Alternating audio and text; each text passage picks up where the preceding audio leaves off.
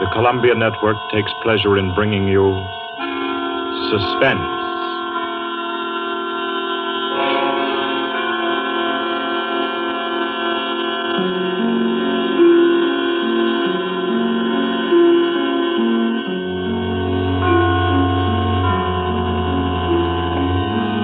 Suspense, Columbia's parade of outstanding thrillers, produced and directed by William Spear and scored by Bernard Herrmann.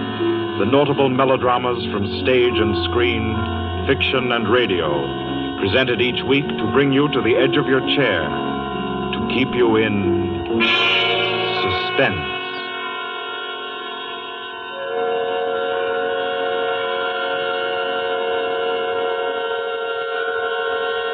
Good evening. This is Orson Welles. I'm very happy I am to be back in the United States and back on the Columbia Network, even for so short a visit as this one. Back with old friends like Johnny Dietz, who's tonight's director, and Bernard Herrmann. The Mercury Theater presented tonight's radio play for the first time last year. We came right out then and hailed it as a classic of the medium. Nobody argued the point. A lot of people asked us to do it again, so it's gratifying to get the chance now and to find a favorite of ours in this distinguished anthology of spook shows. Personally, I've never met anybody who didn't like a good ghost story. But I know a lot of people who think there are a lot of people who don't like a good ghost story. For the benefit of these, at least, I go on record at the outset of this evening's entertainment with the sober assurance that although blood may be curdled on this program, none will be spilt. There's no shooting, knifing, throttling, axing, or poisoning here. No clanking chains, no cobwebs, no bony and or hairy hands appearing from secret panels, or better yet, bedroom curtains. If it's any part of that dear old phosphorescent foolishness that people who don't like ghost stories don't like, then again, I promise you, we haven't got it. Not tonight. What we do have is a thriller. It's half as good as we think it is. You can call it a shocker. It's already been called a real Orson Welles story. Now, frankly, I don't know what this means. I've been on the air directing and acting in my own shows for quite a while now, and I don't suppose I've done more than half a dozen thrillers in all that time. Honestly, I don't think even that many, but it seems I do have a reputation for the uncanny. Quite possibly, a little escapade of mine involving a couple of planets, which shall be nameless, is responsible. Doesn't really matter. Don't think I disapprove of thrillers. I don't. A story doesn't have to appeal to the heart. It can also appeal to the spine. Sometimes you want your heart to be warmed, and sometimes you want your spine to tingle. The tingling, it's to be hoped, will be quite audible as you listen tonight to The Hitch-Hiker. That's the name of our story, The Hitch-Hiker.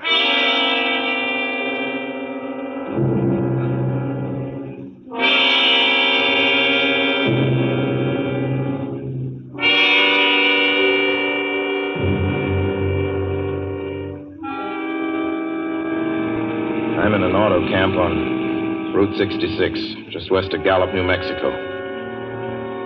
If I tell it, perhaps it'll help me. Keep me from going crazy. I gotta tell this quickly. I'm not crazy now. I feel perfectly well, except that I'm running a slight temperature. My name is Ronald Adams. I'm 36 years of age, unmarried, tall, dark, with a black mustache. I drive a 1940 Buick, license number 6Y175189. I was born in Brooklyn. All this I know. I know that I'm at this moment perfectly sane. That it's not me who's gone mad. It's something else. Something utterly beyond my control. I've got to speak quickly. At any minute, the link may break. This may be the last thing I ever tell on Earth. The last night I ever see the stars. 6 days ago, I left Brooklyn to drive to California. Goodbye, son. Good luck to you, my boy. Goodbye, Mother. Here, give me a kiss, and I'll go. I'll come out with you to the car. Oh, no, it's raining. Stay here at the door. Hey, what's this? Tears? I thought you'd promised me you wouldn't cry. Oh, I know, dear. I'm sorry. But I do hate to see you go. I'll be back. It'd only be on the coast 3 months. Oh, it isn't that. It's just the trip. Ronald, I wish you weren't driving. Oh, Mother, there you go again. People do it every day. I know, but you'll be careful, won't you?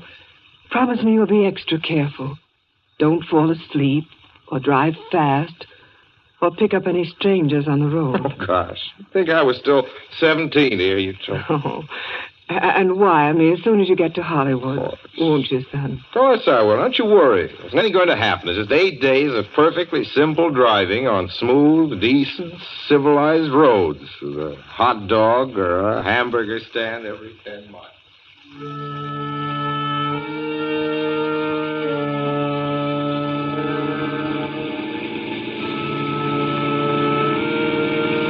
I was in fine spirits. The drive ahead of me, even the loneliness, seemed like a lark. I reckoned without him. Crossing Brooklyn Bridge that morning in the rain, I saw a man leaning against the cables. He seemed to be waiting for a lift. There were spots of fresh rain on his shoulders. He was carrying a cheap overnight bag in one hand. He was thin, nondescript, with a cap pulled down over his eyes. I would have forgotten him completely, except that just an hour later, while crossing the Pulaski Skyway over the Jersey Flats, I saw him again. At least, he looked like the same person. He was standing now with one thumb pointing west. I couldn't figure out how he got there, but I thought probably one of those fast trucks had picked him up, beaten me to the Skyway, and let him off. I didn't stop for him. Then late that night, I saw him again. It was on the New Pennsylvania Turnpike between Harrisburg and Pittsburgh. It's 265 miles long with a very high speed limit. I was just slowing down for one of the tunnels when I saw him, standing under an arc light by the side of the road. I'd seen quite distinctly the bag, the cap, even the spots of fresh rain spattered over his shoulders. He hallooed at me this time. Hello! Hello! I stepped on the gas like a shot. It's lonely country through the Alleghenies, and I had no intention of stopping. Besides, the coincidences, or whatever it was, gave me the willies. Stopped at the next gas station.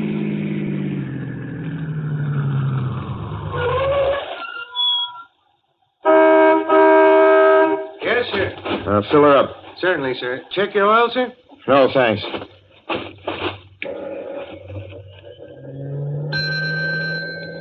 Nice night, isn't it? Yes. It hasn't been raining here recently, has it? Not a drop of rain all week. Oh?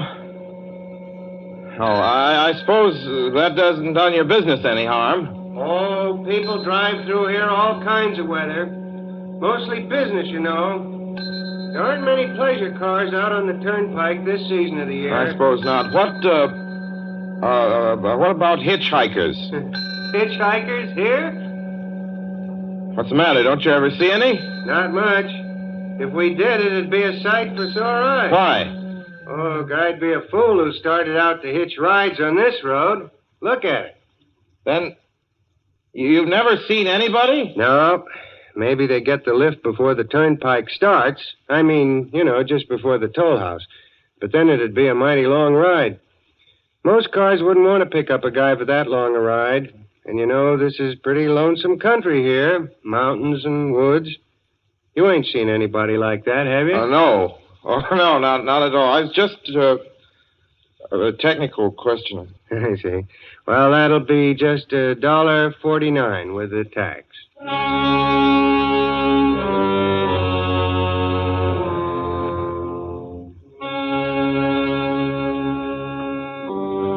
Thing gradually passed through my mind as sheer coincidence. I had a good night's sleep in Pittsburgh. I didn't think about the man all next day until just outside of Zanesville, Ohio, I saw him again. It was a bright, sunshiny afternoon. The peaceful Ohio fields, brown with the autumn stubble, lay dreaming in the golden light. I was driving slowly, drinking it in, when The road suddenly ended in a detour. In front of the barrier, he was standing.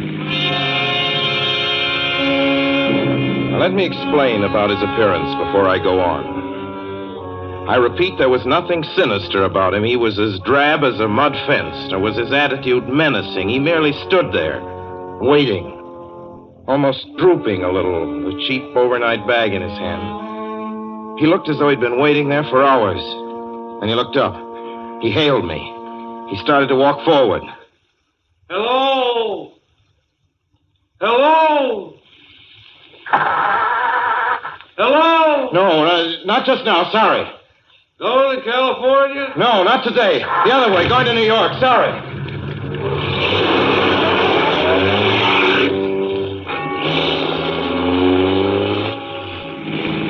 After I got the car back on the road again, I felt like a fool. Yet the thought of picking him up, of having him sit beside me, was somehow unbearable. At the same time, I felt more than ever unspeakably alone.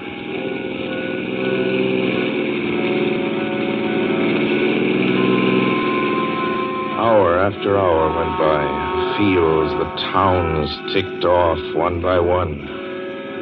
The light changed. I knew now that I was going to see him again. And though I dreaded the sight, I caught myself searching the side of the road, waiting for him to appear.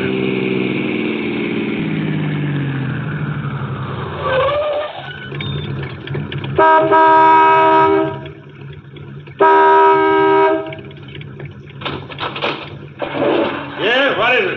What do you want? Sell sandwiches and pop here, don't you? Yeah, we do in the daytime. But we're closed up now for the I night. know, but I was wondering if you could possibly have a cup of coffee, black coffee, just... No, not this time of night, mister. My wife's the cook. She's in bed. No, don't shut the door, please. Listen, just a minute ago... just a minute ago, there was a man standing here right beside the stand, a suspicious-looking man. I don't mean to disturb it. You see, I was driving along when I just happened to look, and there he was. How's he doing? Well, nothing. You've been taking a nip. That's what you've been doing. Now, on your way before I call out Sheriff Oates.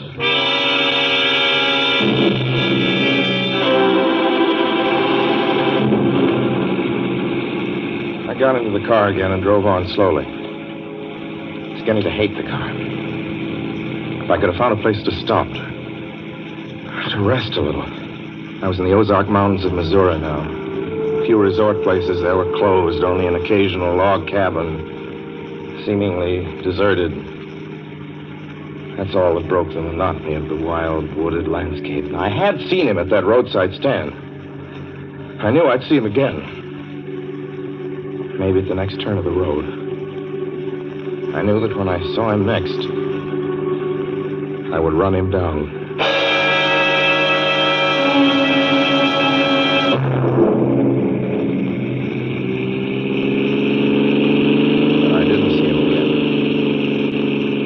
See him until late next afternoon.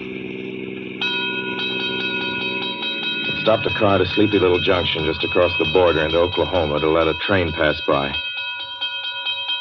When he appeared across the tracks, leaning against a telephone pole. Perfectly airless, dry day. The red clay of Oklahoma was baking under the southwestern sun. Yet there were spots of fresh rain on his shoulders. I couldn't stand that. Without thinking, blindly, I started the car across the tracks.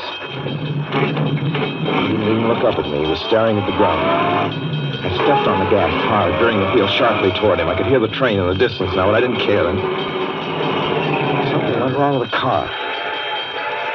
The train was coming closer. I could hear its bell ringing and the cry of its whistle. Still, he stood there. And now I knew that he was beckoning me to my death.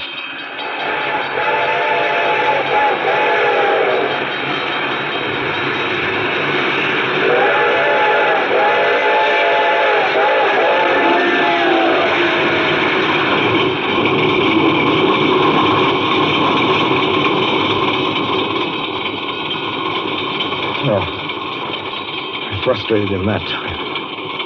The starter worked at last. I managed to back up. When the train passed, he was gone. I was all alone in the hot, dry afternoon.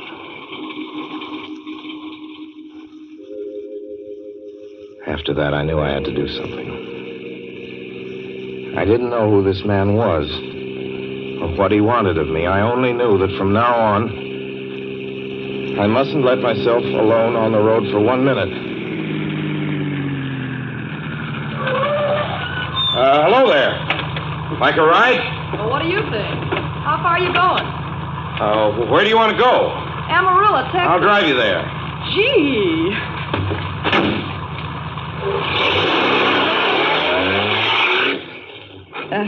You mind if I take off my shoes? My dogs are killing me. Go right ahead. Oh, gee, what a break this is. Hitch-hike much? Sure, only it's tough sometimes in these great open spaces to get the break.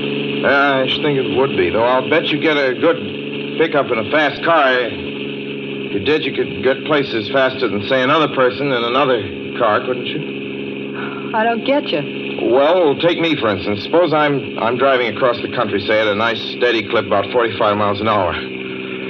Couldn't a girl like you just standing beside the road waiting for a lift beat me to town, or any town, provided she got picked up every time in the car doing from 65 to 70 miles an hour? I don't know.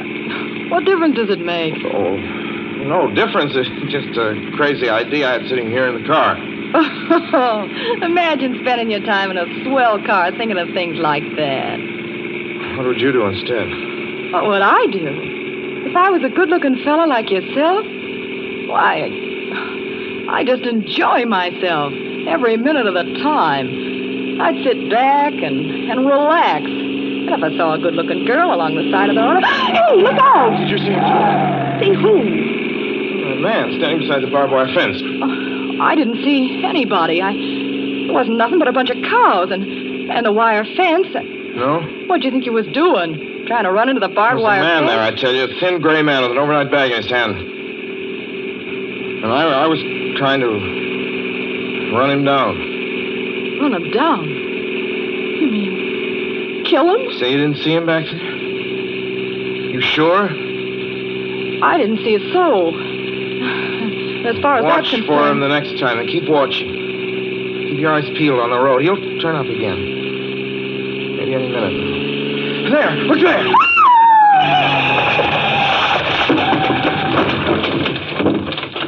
How does this door work? I'm getting out of here. See him that time? No, I didn't see him that time. And personally, mister, I don't expect never to see him. All I want to do is go on living. I don't see how I will very long, driving with you. Oh, I'm sorry. I don't know what came over me, but please don't go. So if you'll excuse me... You can't go. Listen, how would you like to go to California? I'll drive you to California. Seeing pink elephants all the way? No, thanks. Thanks just the same. Listen, please, just 1 minute, please. You know what I think you need, big boy? Not a girlfriend. Just a good dose of sweet. Please. There. I got it now. No, you can't go. Please, come Your back. hands off me. Do you hear? Leave your hands off.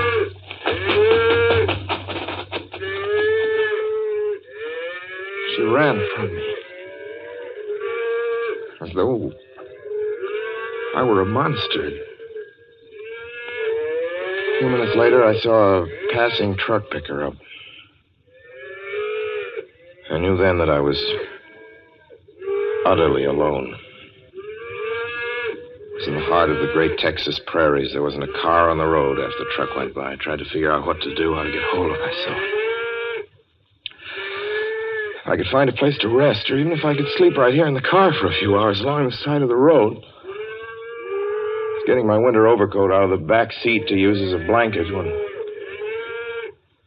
I saw him coming toward me, emerging from the herd of moving steer. Hello?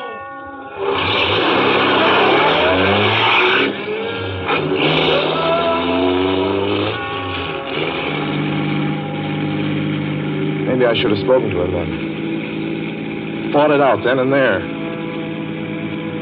For now, he began to be everywhere. Wherever I stopped, even for a moment, for gas, for oil, for a drink of pop, a cup of coffee, sandwich, he was there. I saw him standing outside the auto camp in Amarillo that night when I dared to slow down.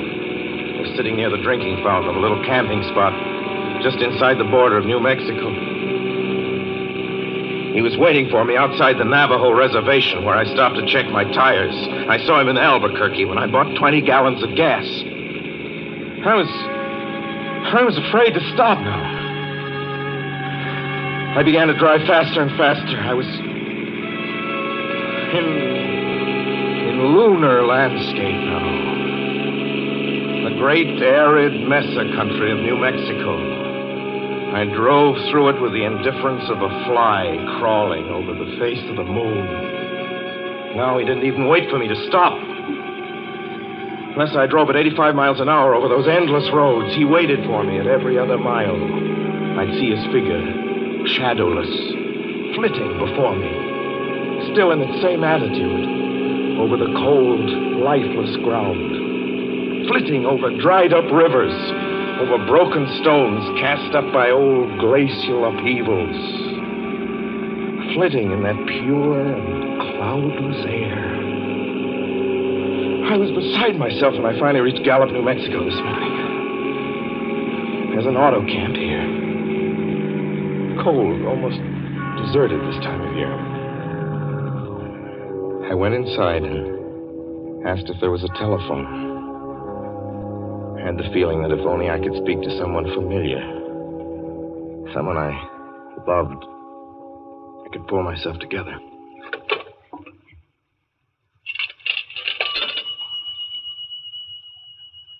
Your call, please. Long distance. Long distance, certainly.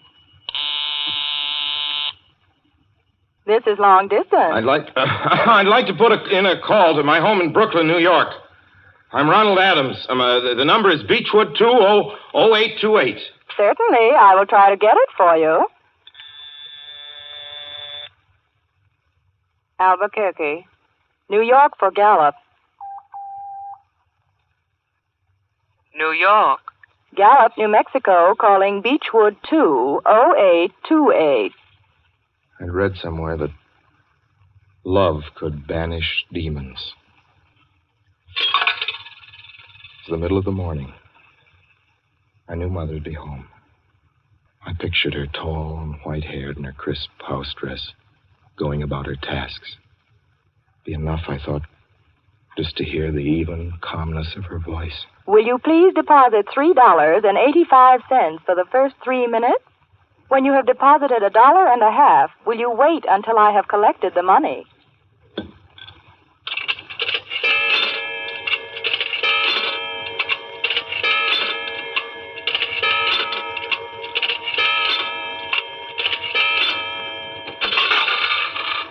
All right, deposit another $1.50.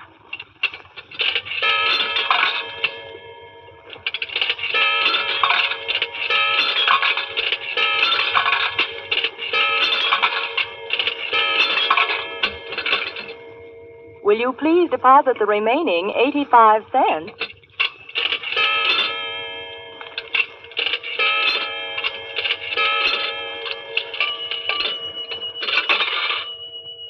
Ready with Brooklyn. Go ahead, please. Hello? Hello? Mrs. Adams' residence. Hello, Mother? This is Mrs. Adams' residence. Who is it you wish to speak to, please? What? Who's this? This is Mrs. Whinney. Mrs. Whinney? I don't know any Mrs. Whinney. Is this Beechwood 20828? Yes? Where's my mother? Where's Mrs. Adams? Mrs. Adams is not at home. She's still in the hospital. The hospital? Yes. Who is this calling, please? Is it a member of the family? Well, what's she in the hospital for? She's been prostrated for 5 days. Nervous breakdown. But who is this Nervous calling? breakdown? Well, my mother never was nervous. It's all taken place since the death of her oldest son, Ronald. Death of her oldest son, Ronald? Hey, what's this? What number is this? This is Beechwood 20828. It's all been very sudden. He was killed just 6 days ago in an automobile accident on the Brooklyn Bridge. Your 3 minutes are up, sir. Your 3 minutes are up, sir. Your 3 minutes are up, sir. And so I'm sitting here in this deserted auto camp in Gallup, New Mexico. I'm trying to think. Trying to get hold of myself. Otherwise, I'm going to go crazy. Outside, it's night. The vast, soulless night of New Mexico. 1 million stars are in the sky. Ahead of me stretch 1,000 miles of empty mesa. Mountains, prairies, desert. Somewhere among them, he's waiting for me. Somewhere I shall know who he is and who I am.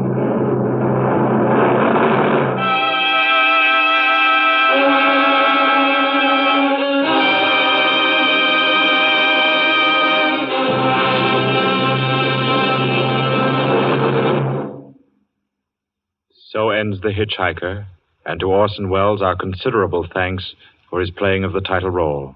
Mr. Welles? Help wanted. Men, women, and children. Nature of work, hard, monotonous, back-breaking labor.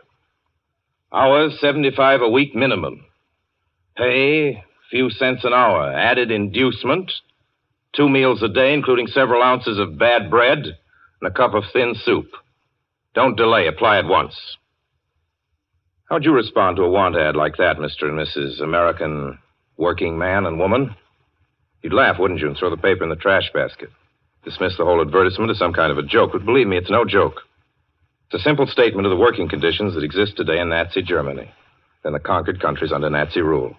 It's also an exact statement of the working conditions that will be imposed on you and every member of your family if the Nazis win this war. You yourself personally can stop them from winning, as you know.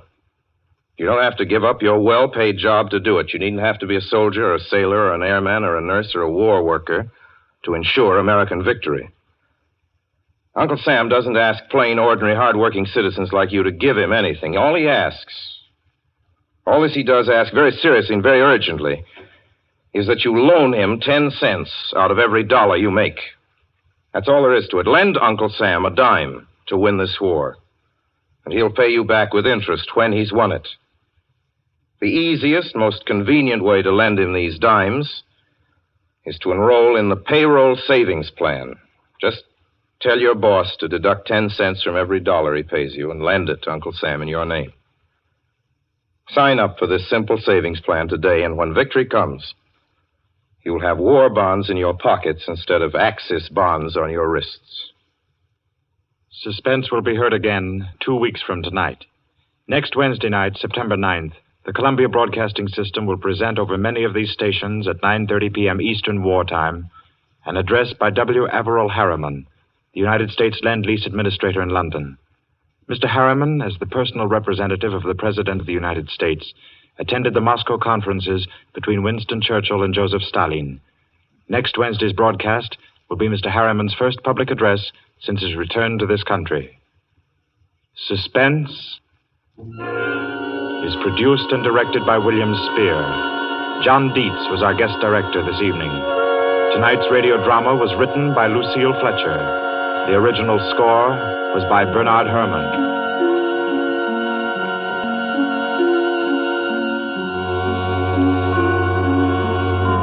This is the Columbia Broadcasting System.